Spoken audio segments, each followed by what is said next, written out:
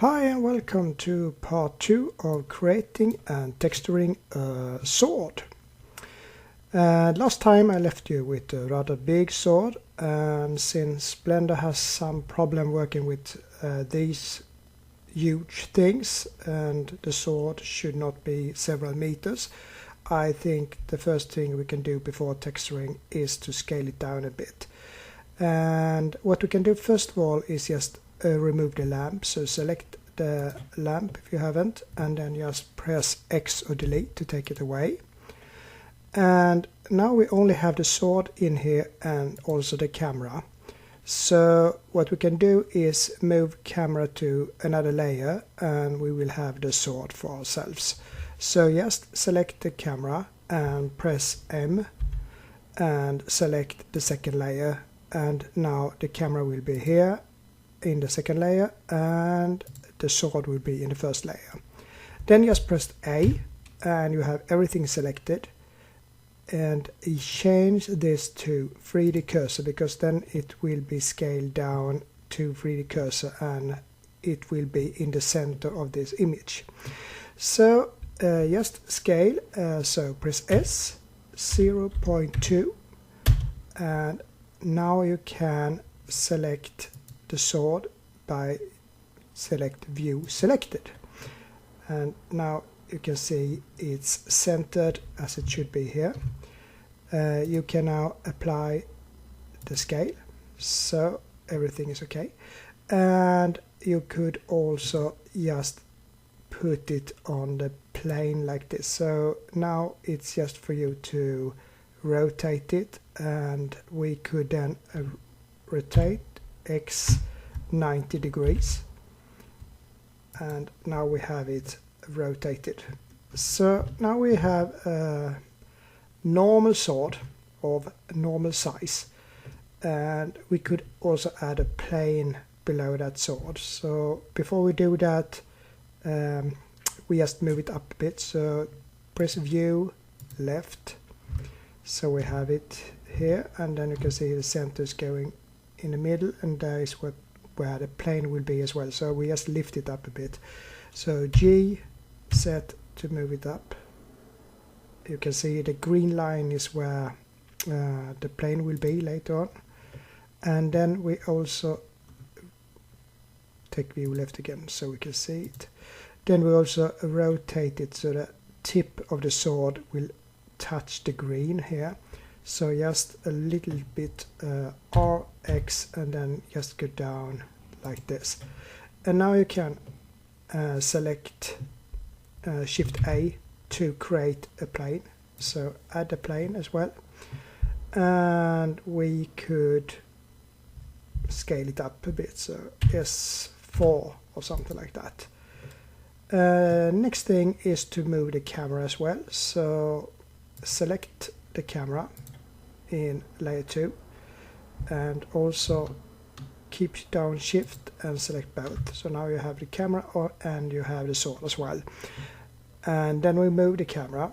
You can see that it's selected here by changing the location. So we just add 0 here and we add 0 here, and we can keep that one, and no rotation and nothing on that one as well. And then we just select lock camera to view and also view camera. So now we can change the camera so it looks okay when we are doing our work here. So it's just for you to try to get it in a way where you can start texturing it and where it looks good. This could be something like that. You can also go into camera here and zoom in and zoom out, and perhaps also change the sensor if you have a hard time to find a really good spot. Okay, and when you think you're finished, then you can unlock lock camera to view, and now it will be easy to work with. And the next thing is to have some background HDRI image as well. And for you that has seen my videos before, you know that I'm normally using something called Winter Forest, and I will do that this time as well, and you will find a link below this video, so just scroll down in the text and you will find it and you can see where it is. For me it's just selecting use nodes and then environment and open, and I have my HDR here, and here I can see Winter Forest, and if I now look at that I can see Winter Forest reference here is what I will use. And now if I check rendered, everything is prepared. So starting by adding a window with the node editor, and here I will select the handle here. At first I thought I will do a ladder handle, then I saw this was not a ladder, but we do something in between just to see how it works and how I think to create it. So it's selected. Now select material, new material, and the first thing we can do is add one shader to this one, and the reason for that is that I will use two shaders, one for the parts that are worn and old, and one part for those that has not been touched that much and are not that worn. So I just add Shift A and I put in something called Principled. Then we have this one here. And before I continue, I have now also added screencast, which I didn't have on my earlier video. So now hopefully we'll see what I do as well. Okay, we will combine these. So Shift A again and put in Mix Shader. And this one will be darker since it's the newer material. So I will make that dark brown or something like that. It's easier to work with. And now this will be, if we look at the render view, something that is partly white and partly brown, looks mostly green, but that is how it works. So if I put it to 1 here, it's just brown, and here it's just white. Okay, so what I'm trying to do after that is to separate those things that are worn and those that are not that worn. And to do that, we use something called pointiness. I think some of you used it before. So Shift A, and then you go to Input, and you go to Geometry, and in the bottom here you have pointiness. I have seen in most tutorials that you use a color ramp to connect the pointiness to your shaders and textures and so on. I'm not using a color ramp for it because I think it doesn't work that well if I later on want to use a group node for it. So I have another way to connect the pointiness to all of these things, and I will show you. It's very easy. Shift A, and then I put in a math node, which I then copy twice. So Shift D, copy, Shift D, copy, and I change this one to subtract, that one to multiply, and that one I keep. And now I connect the pointiness to this one, and the submultiply, and the multiply to add, and the final open thing here I put into the factor here. And if I now change in the middle the multiply like this, you can see that it's changing here. And if I go a little bit closer, you can see a straight line here which tells us that okay, we are using the white part here and the brown here, and the brown is also used on the side, on the edge. Those places where we have more angles or steeper angles have more brown, and those that are rather flat has the whiter part. And we can control how much we want to have using more or less of this. So here it's very obvious, and here we only keep a little bit in the top and so on. So that was very easy, but if I now should render, it looks too smooth. So we have to do something about this.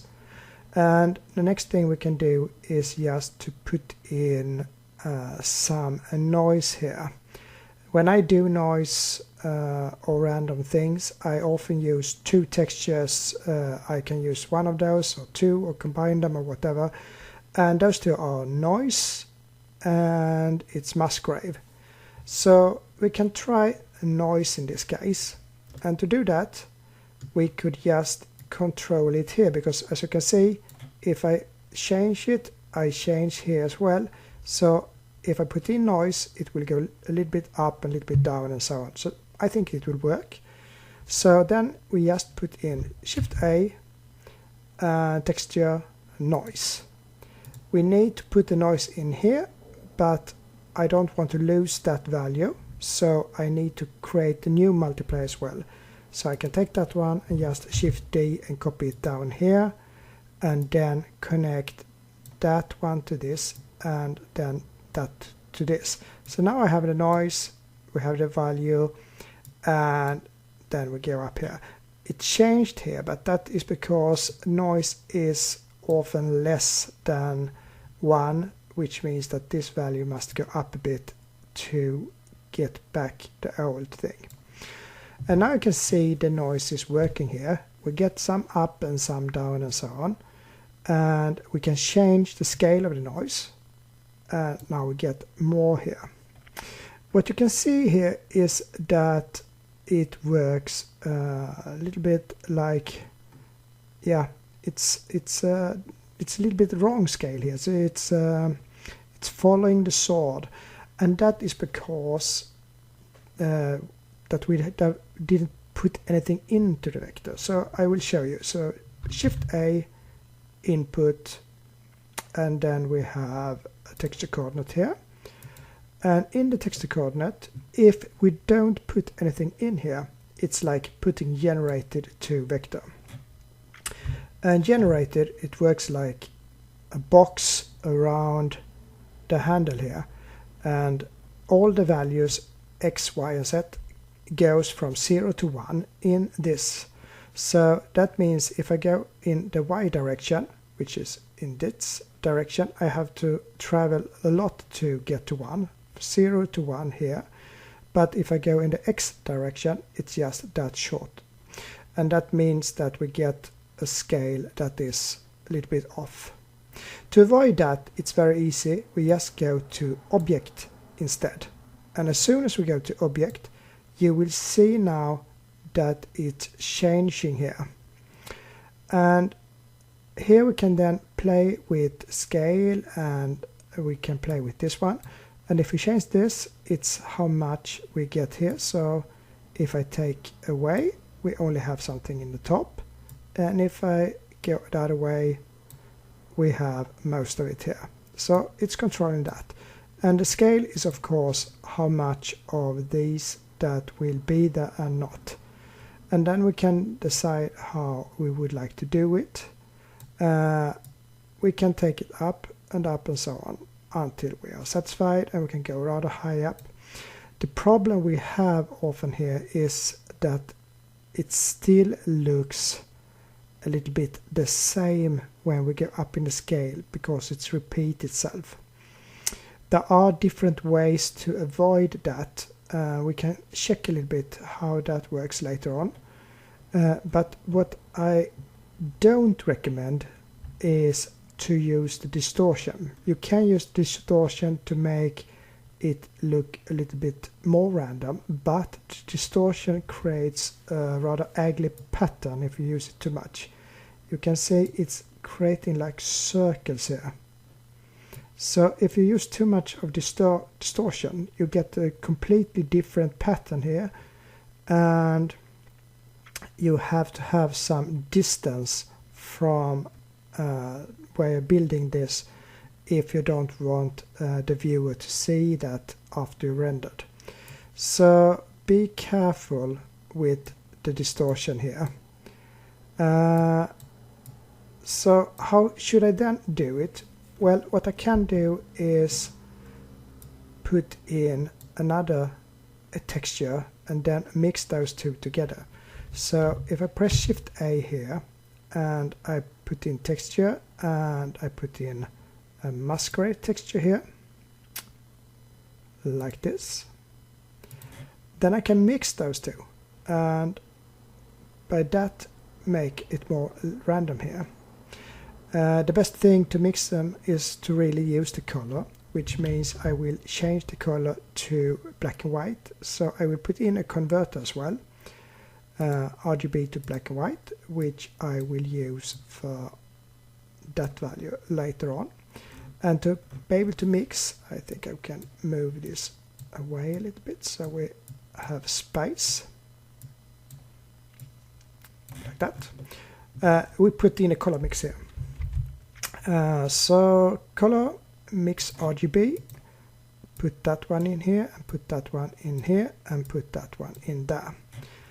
And the thing is here now that just using the mix is not the best way to make these two integrate with each other when it comes to the pattern.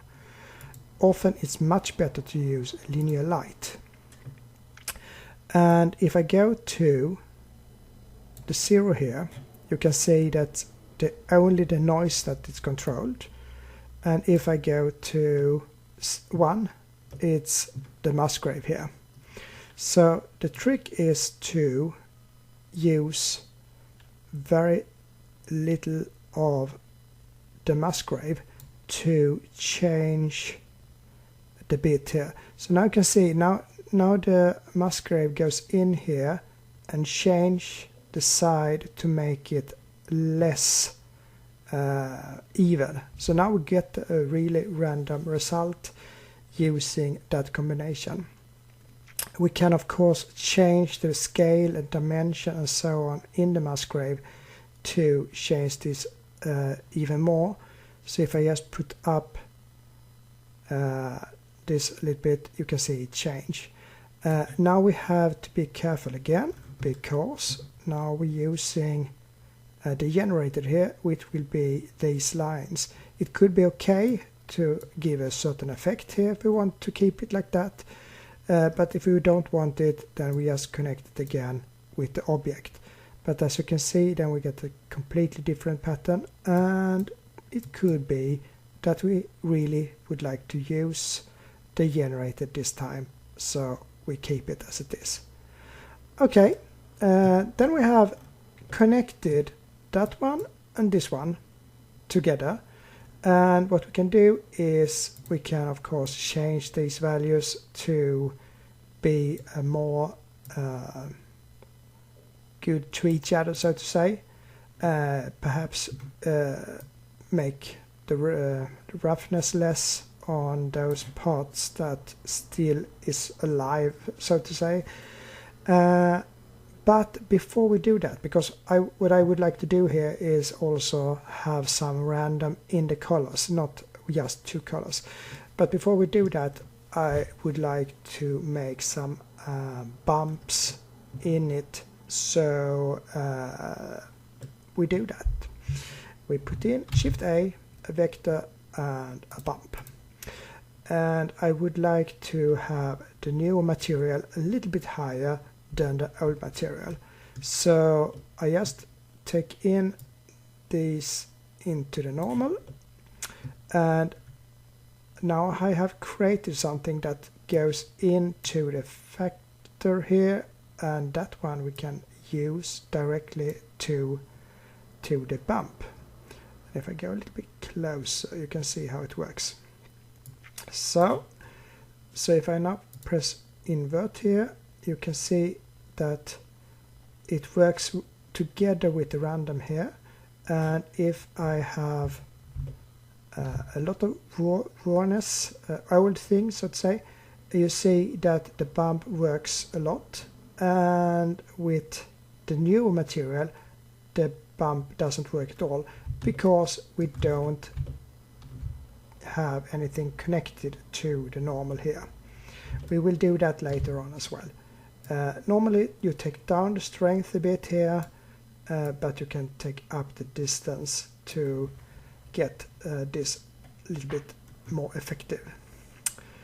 The next thing is to add some type of pattern for the complete sword, and that you can put into this, because we will use, even if I have the worn thing here, I will always use some of this in the mix. It's not completely zero. I can make it zero by putting a math node here that controls that if it's greater than some value, then it's just, I can show you, it's Shift A, and I put in converter and math here, and then I can just put in greater than, and I can control that value. So now you can see it's really just using 1 or 2, it's not a mix of it. But using it like this, it's making it look very unnatural, but in some cases it's really good to have. But I take it away right now, so just for you to see, so that you know now that we have this value always, or this material will always be present. That means that if I put in a bump here, it will affect the complete handle. So now you know that, we put in it, so just the vector bump, and then we can decide what we would like to have, and to have something that is a little bit different from this. It could be that we perhaps just put in some wave texture. So texture and wave, put it in here, and you see that it goes like this, and could be okay. What we should do is create a scale that is much higher, and when we do it, I can go a little bit closer. It's like we get now like a cloth a little bit. Now it we have, but then we can take down the strength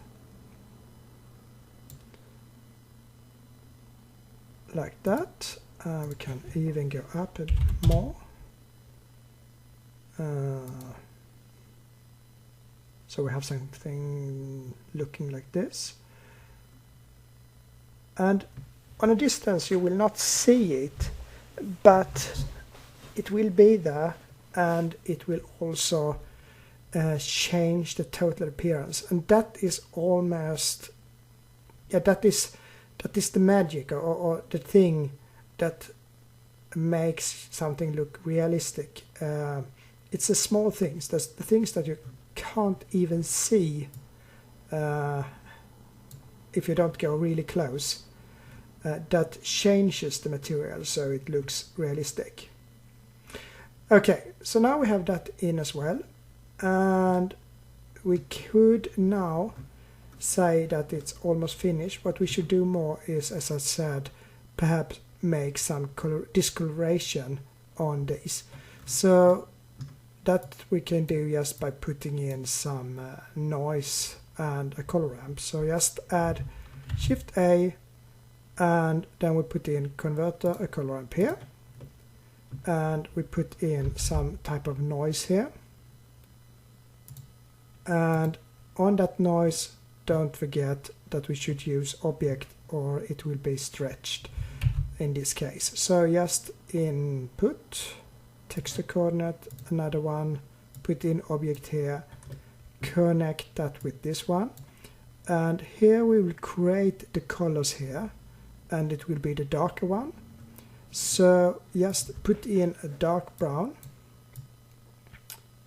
very dark brown here, and a little bit lighter but still rather dark, And you don't need to press this exactly. You can press here somewhere, it will be the white.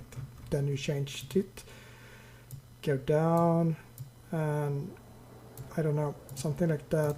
Put that to ease and put in it here. And now you get this discoloration here. And you can of course, as normal, change the scale here a bit to get some variations.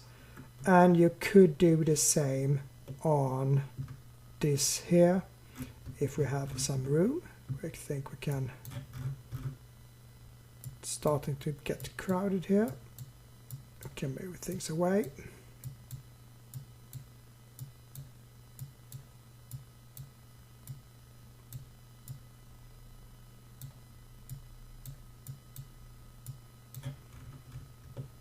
Yeah, we try. So what we need is exactly the same thing. We need a color ramp to create that one.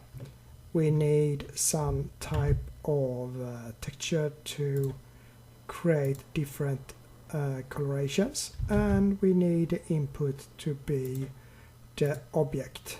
So we put that into the vector here.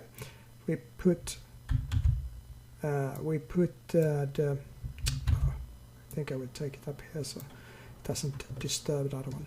I put the factor from here to here, and we put the color from here to here. And to put the color here, we can first change it so we get a rather light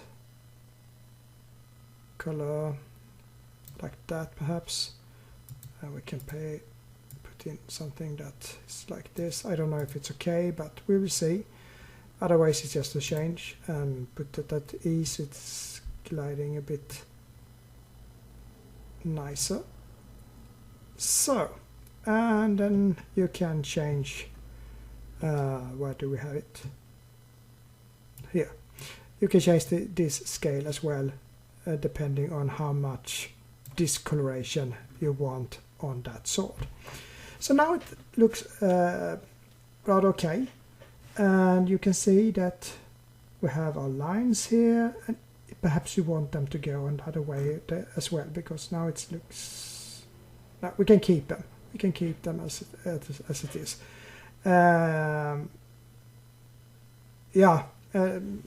When I'm sitting and working by myself with these things, I tend to really dig down deep, and I put in some scratches and everything. And I think we should not go too far, because we have a lot to texture.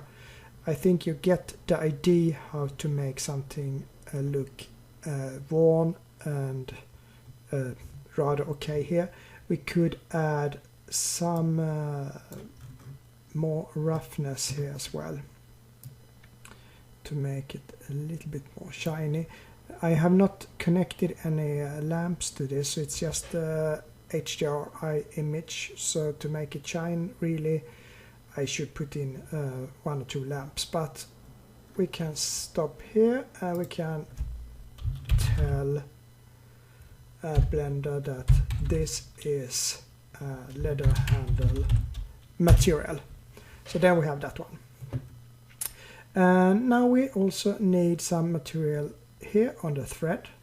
So it's just to select the thread and select new, and we can, for the thread, I think we use the same material all over, so we can just take away that one and Shift A shader and put in the, where do we have it? Principle, there you have it, like this. And now you can see this is that thread, and we can really, the thread is really easy. We don't have pointiness or something like that. It's just some discoloration, and then we need something that is up here. I will not do these patterns here, but I will do something that is much easier and still a little bit similar. So just take an Shift A, converter, color ramp, put in some color here that you think might work, and put in another that you also think that will work, but could be a little bit different from that first one, and you can put it in here. Ease is rather soft here, B-spline is even softer, linear a little bit harder, cardinal even harder, and constant is just 2 colors. So you can decide how much change you will have between these here.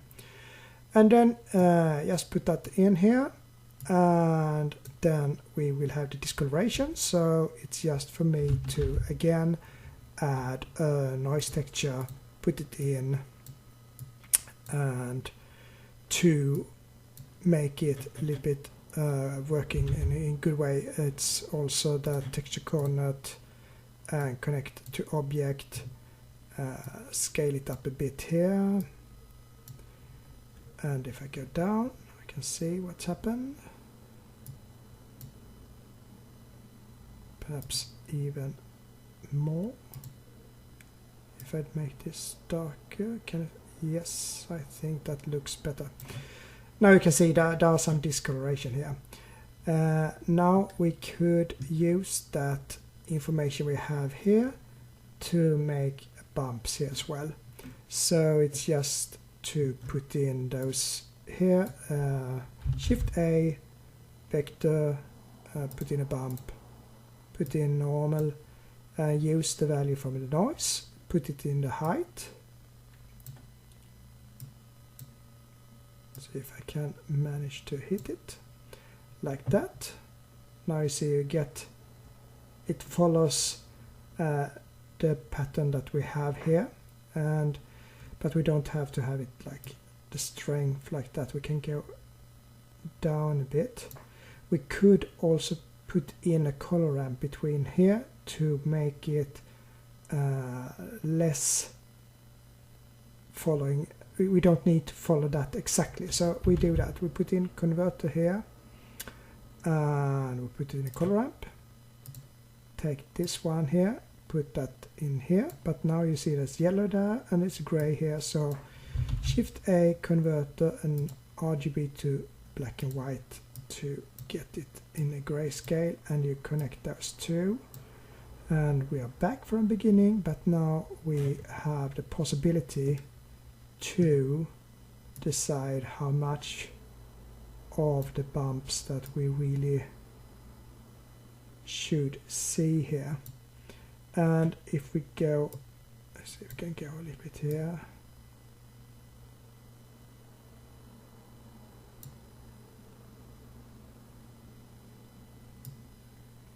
Can have a little more strength. Now you can see it's only on a few places, so we can now decide how much it should be.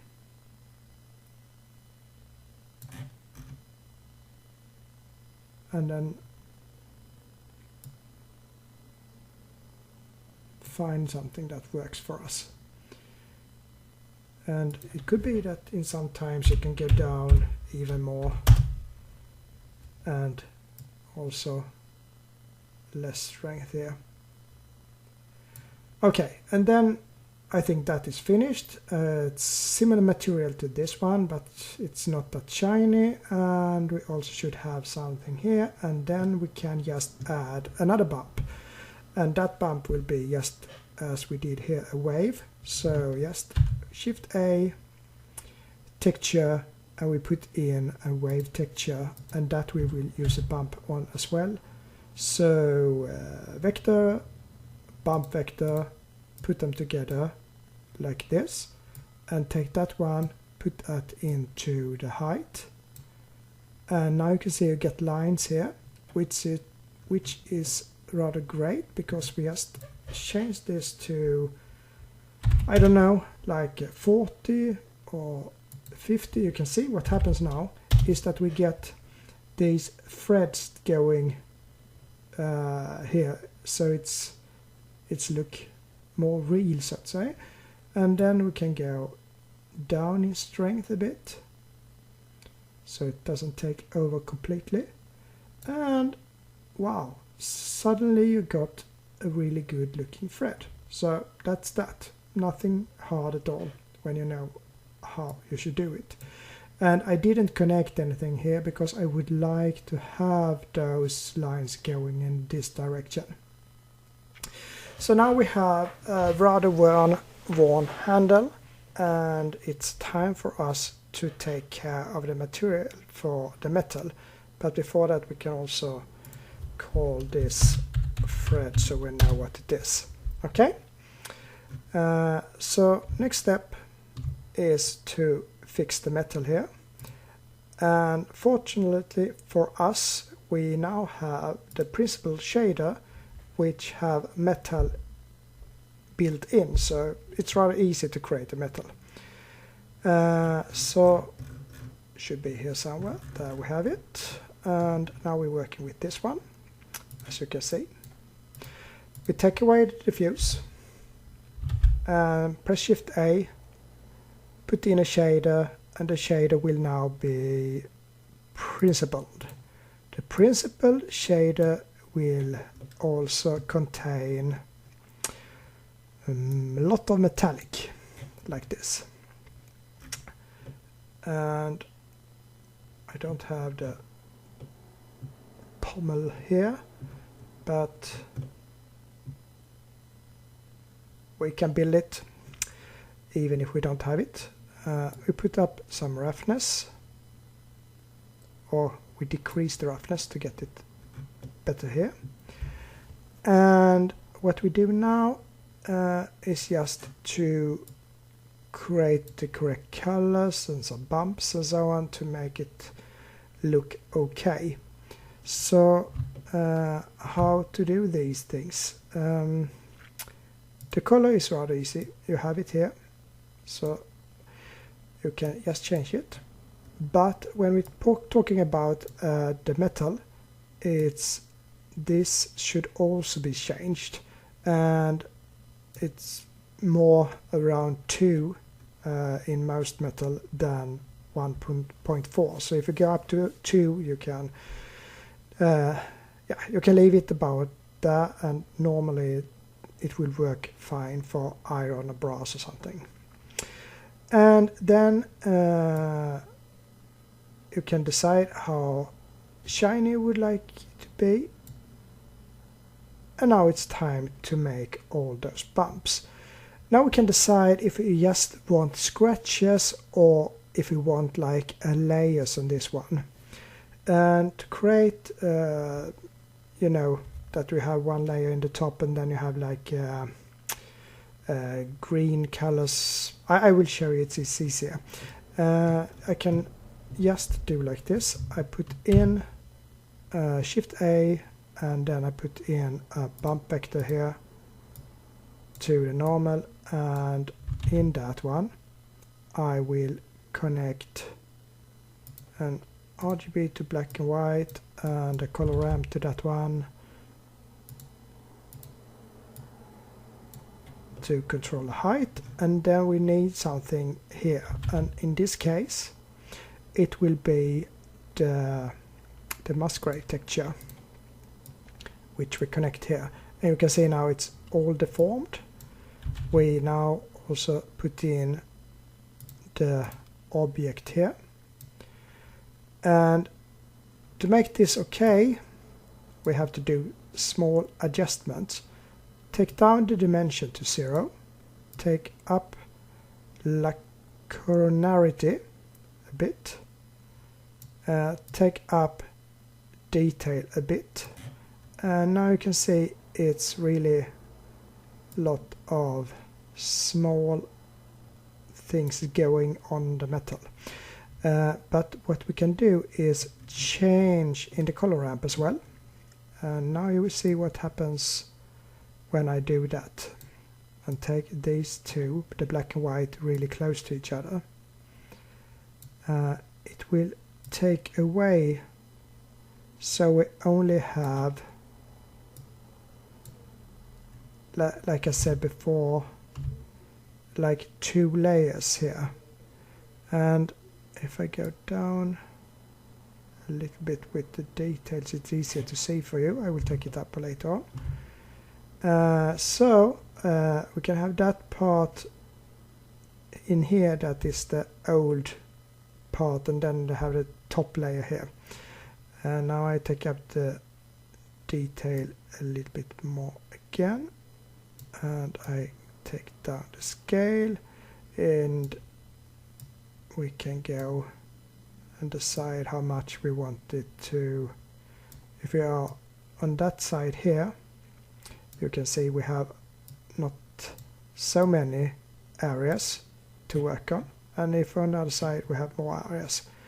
So if I now go closer in this direction here, and now you can see what I mean. I think that could be rather much to see, so then we can just change this to something that is a little bit less here, and also a little bit less here, and now it's almost gone, but you can see you have a small thing here and there. And what we do now is to connect another material into this, or using the same material but different colors. It depends a little bit how you will do it. We can do it like, yeah, we can do it with the same material in this case. So what we do then, it's just that we put in a color ramp here, and you take the value that you got from here into that one, and you connect that one to this, and now you can see how easy it is. So you just change this to some sort of dark green color, and then you change this one to something that is perhaps a little bit darker, some yellow like that. And now you can control how much of this you would like to see, and put this to be spline.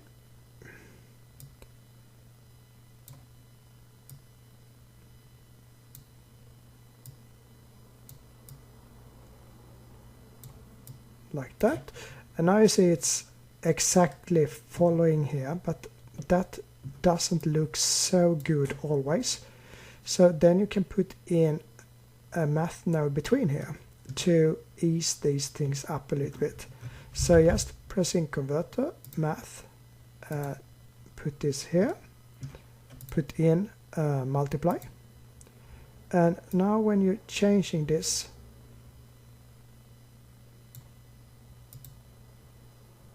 and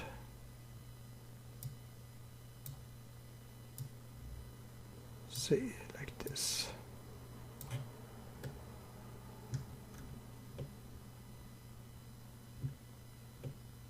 I think we have to let this go a little bit from this here, otherwise it'd be too hard for it to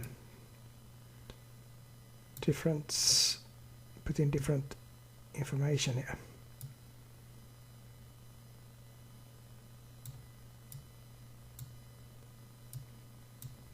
I can add something here as well.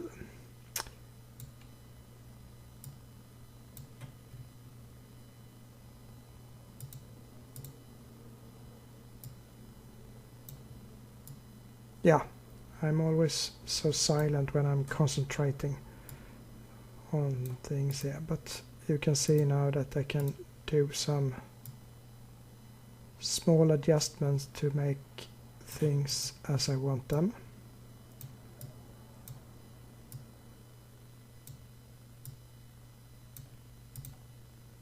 That one I would like to have here, and it should be almost white.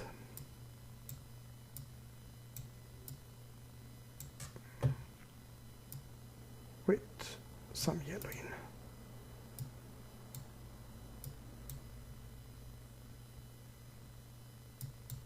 Yeah, I can continue play with that for I don't know how long, very long anyway. So now we have that part that I called layer, and you can change the strength of it to almost nothing, and then you have it there. But we also have a lot of other things. We have scratches and so on that we would like to have in here, and you can do that in different ways, and I will show you a little bit how that works as well. So put it up with more details, it will be a little bit nicer in this case. So now you have it. So bit worn metal with some green in here, and looks okay. As I said, perhaps you want some scratches, and that is almost every time the same way, so you learn how to do the scratches very easily. You put in two different, or put in the same Voronoi. You change intensities to cell, use the same scale on both, so Shift D to copy. You then subtract these two, so put in a converter, a math, and put in subtract. There we have it. And then you take the information here from here, and here we do like this, that we take Shift A converter and separate.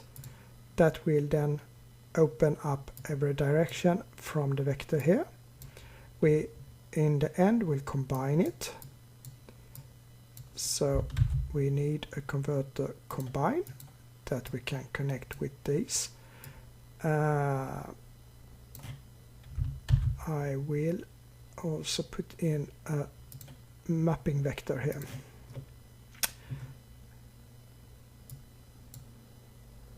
That I think we could put like this. So we have one here and one going here now, so everything will be okay. Need space, and now we will put in some converters here. One math here, and we copy that one, we copy that one, we copy that one, and then we connect X to X, put in Y to Y, and we can keep set, so we take that straight. Then we can change these two to multiply, and we change that one to multiply. What I'm doing right now is that I'm connecting some type of a noise into the cells here to make them less straight, because if you don't know exactly how cell works, it's like 3, 4 or 5 lines connected to an n-gon, and those lines are always completely straight. And if I want lines here that are not completely straight, I need to bend them in some way. So I will do that in here using a noise that I send in to disturb the object information here a bit, and then the lines will be bent. So I just put in a Shift A texture, a noise texture here, and I do the same here, so Shift D, put it in here, and then I connect it here. So now I have a noise from both of these, and if I have a really big value, these will take over, so we don't want that. So we take this down a bit, and that one as well, and we can change the scale a bit here as well, so they are not exactly the same. And then we send that out to the cells, and as they have the same scale, they will work to subtract, so only the difference between that one and that one will go through here. To get the difference, I use the mapping here, because here is exactly the same. So if I take the same and minus the same, it will be 0.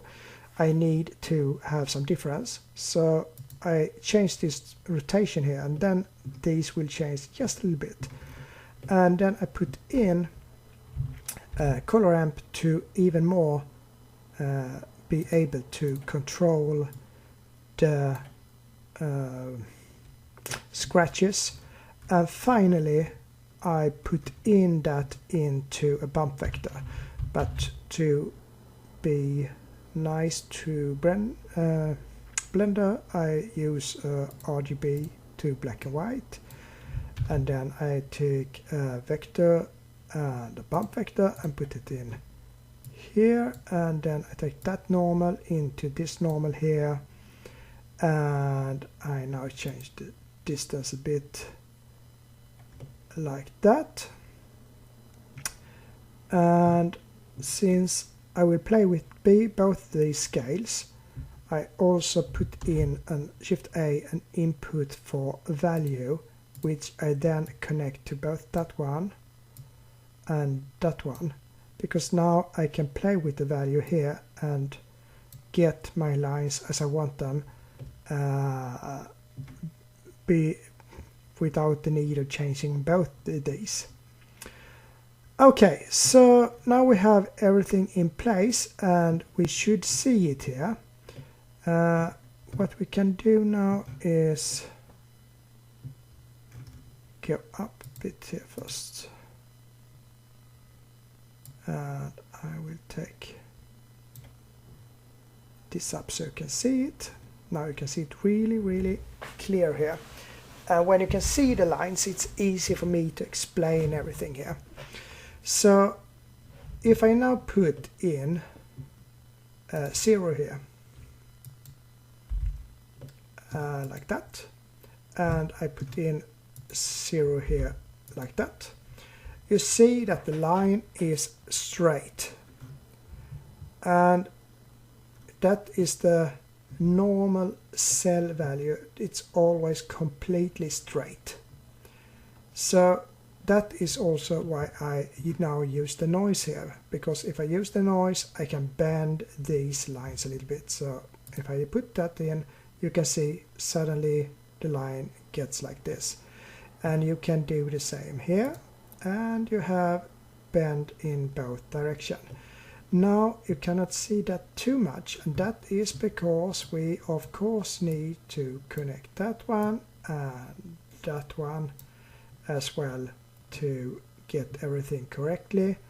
And now we can just decide how much we would like to bend it in different direction.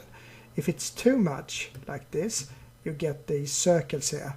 So then you have to go down a little bit in some of these, or change the scale of the noise so it doesn't get too much. Okay, so that is this part, and that is why I separate the vector here into that, because otherwise it's not possible. So the complete value here then is then added as a distortion value for the x-axis and the y-axis to get this. And the next thing is the difference here. So if I put this to 0, as I said, there's no difference between that cell and that cell. But if one of the cells is going through this, as this is now, I can easily change here, and then I get a slight change in the direction from here, which means that that one and that one be slightly different, and suddenly some of these will be visible. And then I can decide how much of these I would like to see even here. So I can go in here and I can say that, okay, I don't want to see so much, then I just take this down a bit, and suddenly I can only see a part of it here, and it looks nice. You have some scratches in here, not too much, not too visible, and as a end you can then decide how much of it you would like to see by changing this distance and strength. You can play with this value and see how much you would like to have until you get something that you like. And that is very often used of me. and since it's always the same, normally you can create a node group out of these things, and then it's very easy to put it in as soon as you want to scratch the scratch node group, and then it's easy to work with. I will not do it right now, but then you see how that works. Okay, and since we now have it, the next thing we can do is just to call that a metal, and we can call it metal pommel, since that part is called pommel. And then we have a lot of other metal parts here as well, and since we have built this metal, we can just use it for the rest in a very easy way. So just connect it to this one and select metal pommel, press plus here, and then you change the name to, I don't know, metal leather stop or whatever, something like that, just so I know that this is that one. And then I just continue with whatever I want to, for not for that one, that we don't need to have metal on, but for this one we can put in some of these. We can press plus here, and we can call that metal guard, and then we have this, and that we can create as well. Okay, now then we get this, that we don't forget the plus. Then we can create a metal blade, and then we have this one. Select one of these, press plus, and then we can call this metal blade stop or something like that. And if I go out a bit, I also have these things here.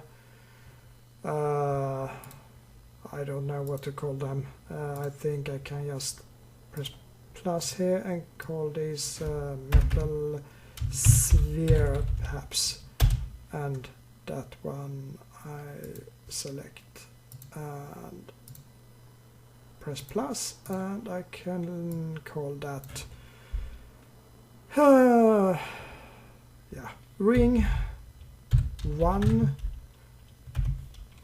metal ring 1, and then we can use metal ring 1 here. I believe they will be in the same material.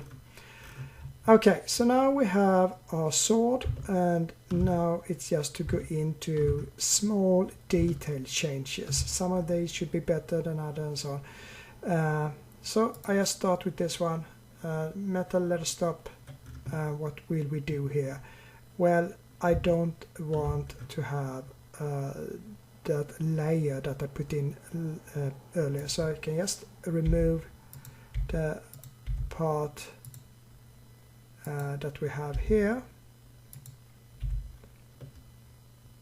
and then that one is not necessary, and I put it in here, and now I have one very shiny object here, and that looks fine, but we can take down the roughness a bit. So now we have two different materials, one in the top and one here, and it looks okay to have that. Not more than other thing we can keep.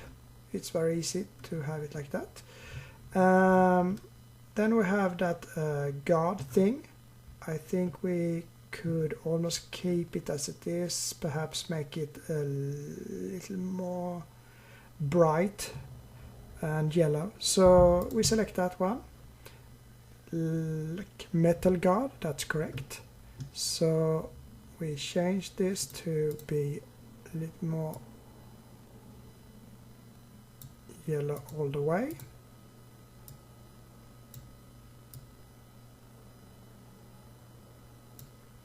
And the other color.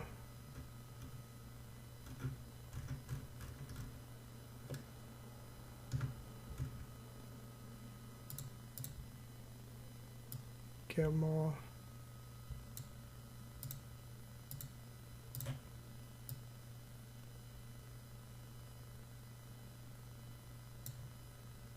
And also here I can take down the roughness a bit. And finished. This top here, if I look here, it's it's not metal. I can see that now. It's something completely different. We could change it. I will keep it, but we do like this. We take down the roughness a lot, like that.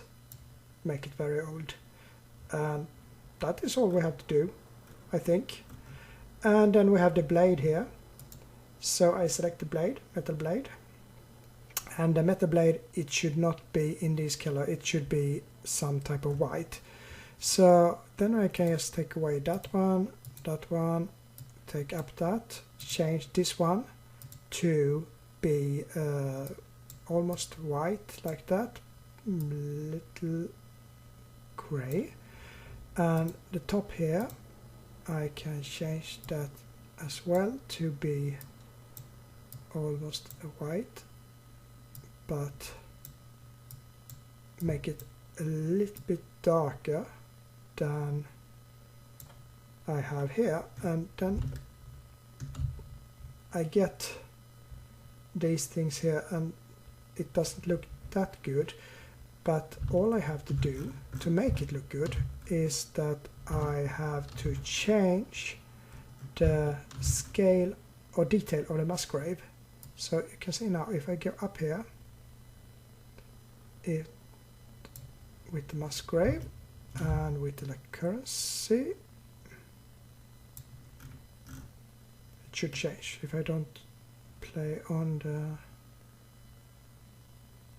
No, it's the correct place.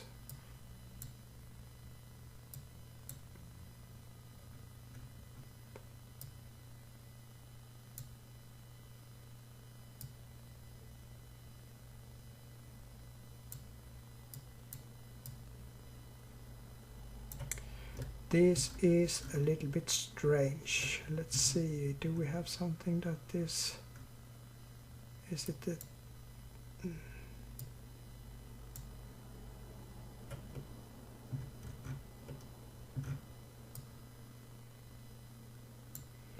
Take down that to 0, take down that to 0, take down dimension to 0, take down scale to 0, it's still there, and that is very strange.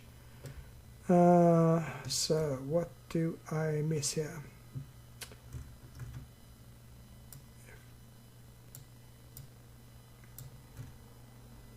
It doesn't want... it is these lines. Sorry. It's these lines. I disconnect that for the moment, like this, and then we go back here again. So now I can change this to take up the scale a bit, take down the detail, take up this, take up the detail again, and now if I go close into this, let's see if I need to have some distance as well. Sorry for this. Now I can see. I get this kind of metal here now, and that Musgrave that we used for the layer before can now be used to make small variations in the blade, to make this look more natural. So I just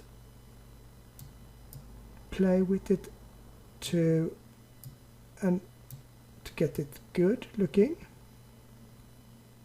like that. What I would like to do now is to put in some very little bit of rust in this as well, and the rust I will have in these parts here a little bit, but also in here. And if you remember how to do the pointerness, you can see that that was not so hard. So what I will do is put in another material for the rust. So Shift A, and I put in a shader, and then I put in the diffuse shader because the rust will not glow or reflect that much. I then put in a mix shader. So we have this, and I take that to make it rather brown. That will be the rust thing. And now I do the pointerness thing. So Shift A and input geometry. There we have the pointerness, and as you remember, we use 3 math nodes. So put in 1, and then just Shift D, 2 and 3, and change that to subtract, and change that to multiply. Connect that one with that one, that one with that one, pointerness with this, put in the last one to the factor here, and when we have that finished, now we can just change this value here to make it work. And now you can see that I go rather high up if I compare to last time, but that is because we have a much higher angle here. And if you go, you can go both in the positive direction and in the negative direction. And if I go in the positive direction, at least when I have that color here and that color here, it will take the angles that is more or steeper or higher. And if you go to the other way around, you will get the flat area instead. So it's up to you how you would like to do it. Okay, then we can see it works anyway. And what I would like to do now is to add some noise as well into this, so it's also as we did before. So just Shift A and then put in a math node here and put in some Musgrave or noise here. We can use Musgrave in this case, and we put that one into this multiply here. We take that value here so we have something to begin with. Something like that. Take this one in here and take that one up here and change this to a little more like that. And what we can see now, and that could be rather useful, is that we get the lines here, because as you know we don't use the object here, but this is a sword, it has been used a lot, so it doesn't need to be wrong to use those lines in here as well. So then we can see if we can get a good value from this as well. Could be that I should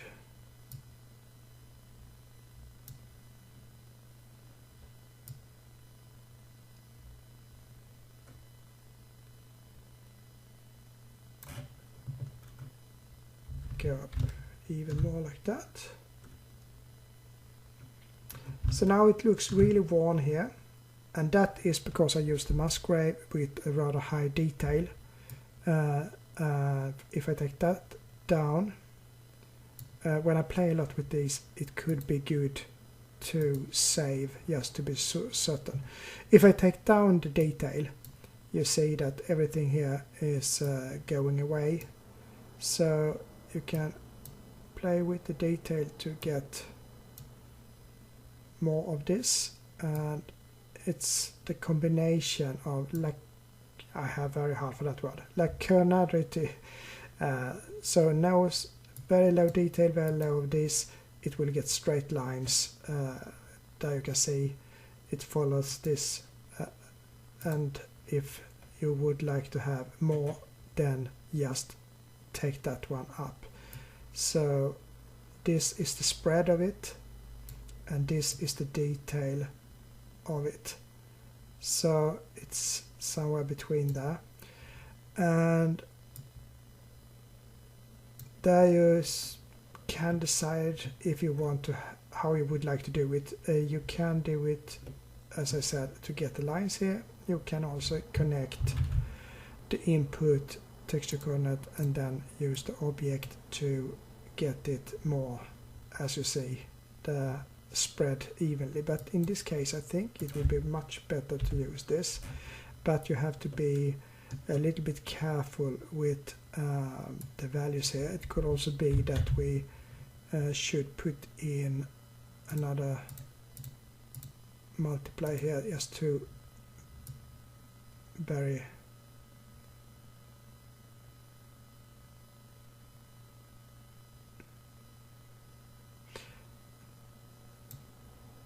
what I could say is the Musgrave has very high values, so the value that we have here could be that it doesn't work at all. So of course you can change that, but it's easier to put in another multiply when you are playing around with these things. Okay, anyway, you can find something that works. And now I think I'm rather satisfied with these things here, and now I can take those scratches that I took away before and add them into this, and then I get that here. But it could be good to have, but not like that. I just would like to have my scratches in a small way. So I make these a little bit straighter than they are from beginning, and I also change the scale here.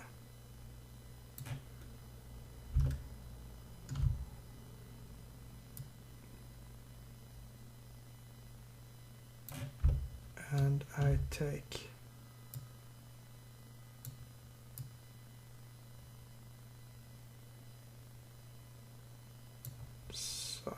so that I don't get too much of them. I can take up the scale a bit here. Now if I look at the camera, it's easier to see where it should be. It's no use to work very hard on those areas where we're not having these things. So could be that I can take this up even more, and I can make some of these visible like that, and I can change the strength a bit of that, and then we have some scratches. I think that will be okay. We have some rust in this.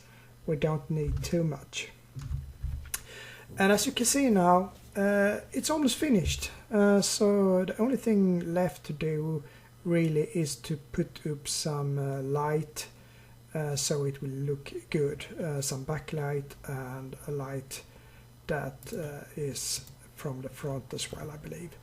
So we have the camera here, and if I press Shift A, mesh a plane, G set to put it up, rotate a little bit,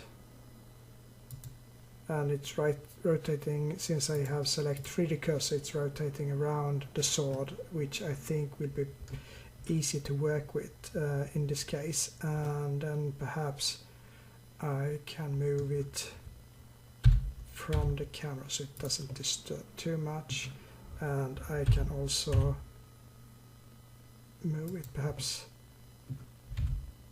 yes,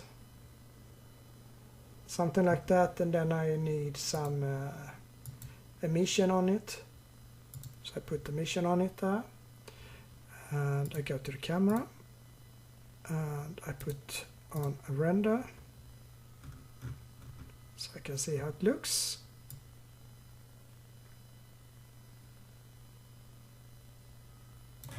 Like that.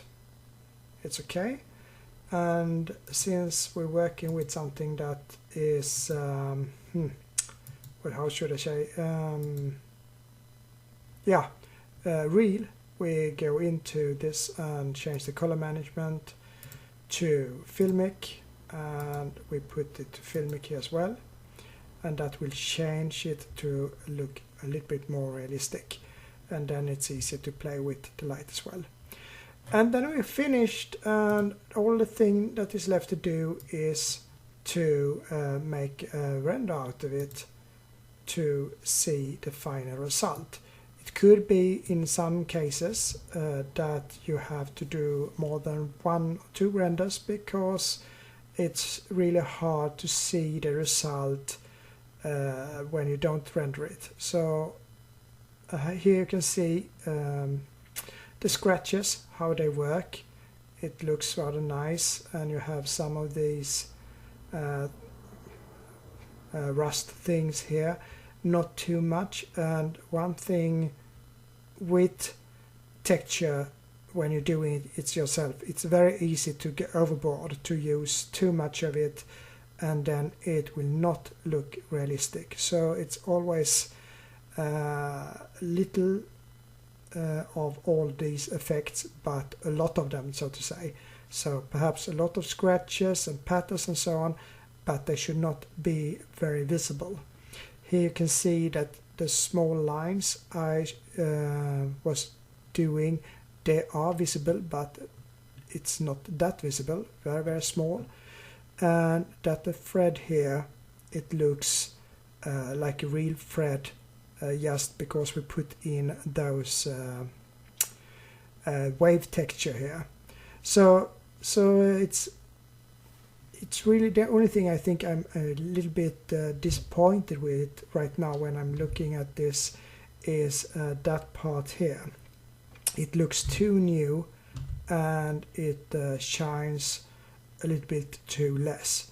So in that case, it's just to go in and change that one again until I'm satisfied with how the result looks. And the same with this part. If I think that the rust here is not that good, then I can change from the Musgrave to the noise instead. The noise is more friendly, so to say, when working with things like pointiness and so on, but gives a less random result, as I explained a little bit when we was working with the leather here. But in this case, I thought it would be okay to have the Musgrave. Perhaps I should have used noise to get it inside here instead of having it spread like it is now. You could also see, if I go close, that all the small things I do here with the Musgrave gives a rather nice touch to the reflections and so on. What I haven't done here, but I should have done, is to use the reflection or the pattern from here into the roughness as well.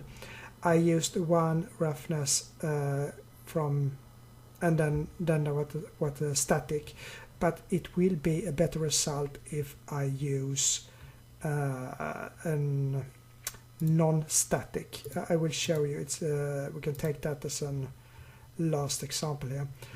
If I now go to my sword again, and we said I had a leather here, and now I have some roughness here, and I have no reflection on roughness here. But to make it really good looking, then I, instead of putting 0.2 here, I use the bumps that I created, or the value from the bump, so it's really from here, and I put those into the roughness here, and put a math node here to control how it would look. So Shift A, and then I just can add a converter math, put in multiply to control the roughness, put that in here, and then take that which is creating, in this case, the bumps here,